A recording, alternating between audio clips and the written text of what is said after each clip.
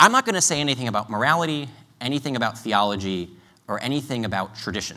And I'll be making a philosophical argument with some appeal to social science, largely to get at a public policy purpose of marriage. Now, I would imagine that everyone in this room is in favor of marriage equality. The other side uses that slogan, and it's a great slogan, and it's a wonderful piece of advertising. It fits on a bumper sticker. You can put an equal sign up as your Facebook icon, and yet it's completely vacuous. Everyone in this room is for marriage equality. We all want the law to treat all marriages equally. What we may disagree with one another in this room about is what sort of relationship is a marriage? Because that's the question that you have to answer before you can then get to considerations of equality. Because even those who want to redefine marriage to include the same-sex couple will draw certain lines between what sort of relationship is a marriage, what sort of relationship is not a marriage. And if we're going to draw lines that are based on principle, if we're going to draw lines that reflect the truth, we have to know what sort of a relationship is a marriage and what sort of other consenting adult relationships are non-marital. And I'll place a challenge to people in the audience when we get to the Q&A.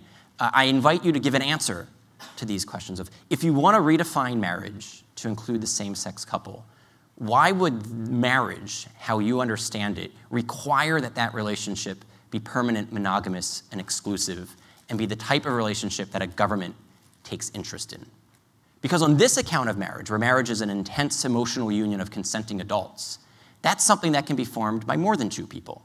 There's nothing about intense emotional union just as such that says it has to be between two and only two.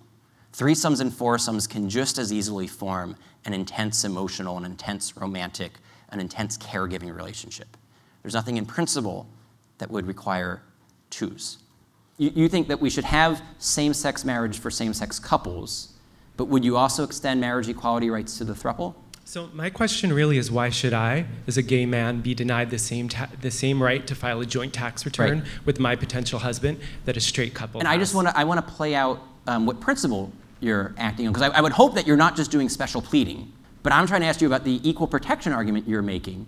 Would it apply to all consenting adult romantic relationships? So why would you want the same-sex couple to file jointly for taxes, but not the same-sex throuple?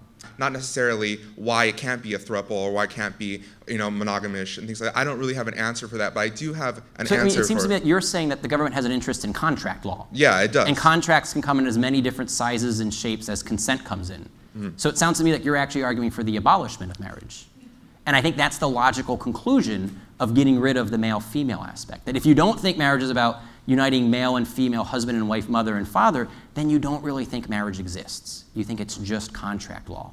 And that's actually one of the consequences. The second consequence that I had mentioned is that if we go down this road, it'll lead us down this line of thinking of that we should just have contracts for consenting adults of whatever sizes and shape. Okay. No, that's an answer. Okay. No, this is good. I mean, yeah.